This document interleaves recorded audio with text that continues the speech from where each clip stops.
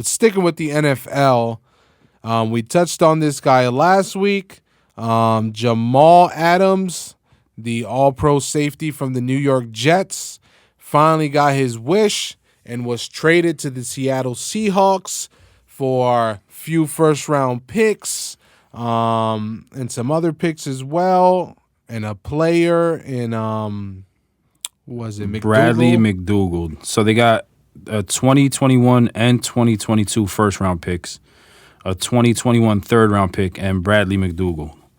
And they gave up Jamal Adams in a 2022 fourth-round pick.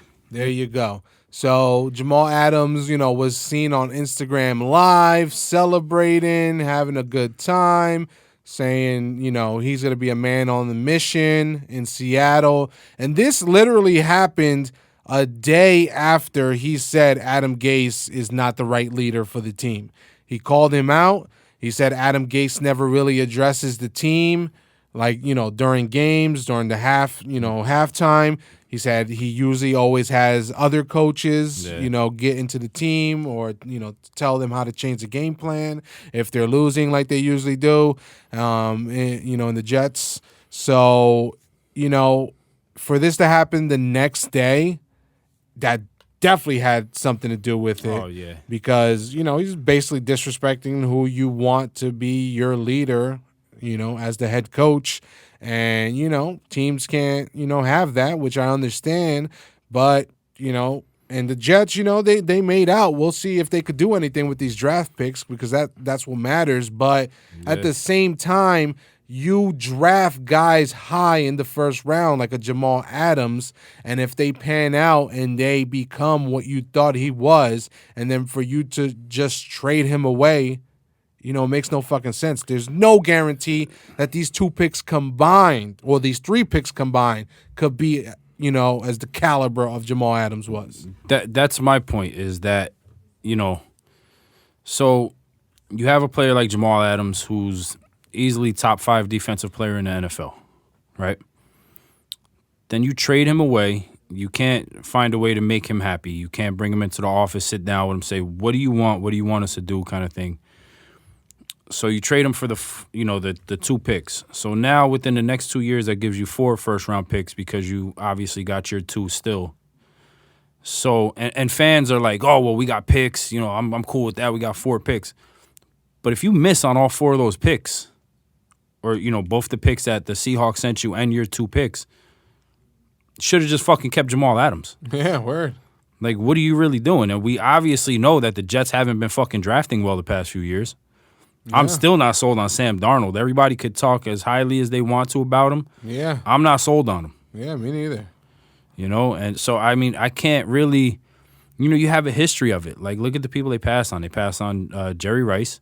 They passed on Dan Marino. They passed on Emmitt Smith. Yeah. That's your Super Bowl right there. Yeah, no. That's your dynasty right there.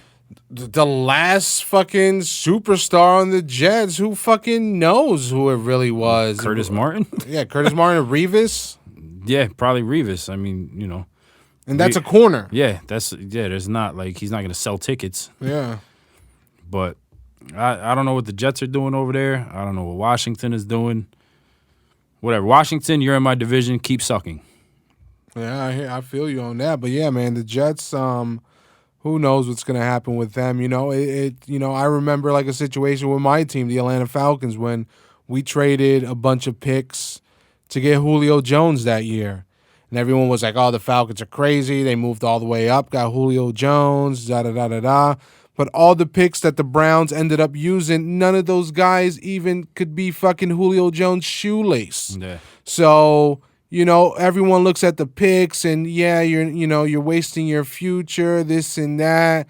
That's not always the case. No. It's, because if you hit on those guys, those are the difference makers that could put you in that fucking Super Bowl, could get you that ring, and then it was all fucking worth it. So, and Jamal Adams was a very important piece, and the Jets don't have anybody to fucking pay a lot of money, so they definitely could have paid him too. Yeah, it would have been him and Darnold. Obviously, you're going to have to pay Darnold if you move forward. Yeah, if they move forward. But, that's the thing too, is like you were saying, people, oh, you're throwing away your future. Okay, the Seahawks got rid of their first 2 picks, but they were going to be a good team for the next 2 years. without Jamal Adams. So they weren't going to have top 10 picks anyway. Yeah. Now you got a guy that can help you win a fucking Super Bowl. Now, like next year, they're going to be fucking scary. Yeah. Like if they come in fully healthy and they can get a little bit of a running game going, they're going to be a problem. I wouldn't want to see them. Yeah, and when the Seahawks were at their best, guess what they had? They had a guy like a Earl Thomas in the secondary who fucking made plays. And, they were missing that. They had to fucking, change up the whole defense. Only guy that's still there really is Bobby Wagner. But now they get a guy who, went to the Pro Bowl, was an All-Pro last year, and, has played against a guy like Tom Brady twice a year. And it just, it makes no fucking sense what the Jets are doing. That's why these organizations stay where the fuck they're at. Yeah. Because once they get the guy, the fucking plan worked, they draft the right guy, they're fucking succeeding, they're fucking, going to Pro Bowls, then they're like, nah, we don't need him. He's talking too much. We're going to get rid of him. Like you guys fucking draft Pro Bowlers every fucking year. Yeah. No fucking way. That's why you're the fucking Jets. I've said it before. It's not the New York Jets. It's not the Jets. It's the fucking Jets because of shit like this. And on top of him, the Pro Bowls he's been in, the impact he's had, on defense, he's 24 years old. Yeah. With a lot of fucking experience already. Yeah, and a lot of fucking talent left, to a lot of years ahead in front of him. Hopefully, hopefully he stays healthy. But they're ready to win, and the Jets are not. Yeah. So you guys got to reevaluate what's going on over there in New York, New Jersey, wherever the fuck you want to call it. But Adam Gase got to go. The owners got to go. What's the guy's name? Joe Douglas is the GM. Yeah, that everybody's putting a bunch of faith into him. So we'll see what he can do with these picks. But you lost a hell of a football player. Yeah, for real.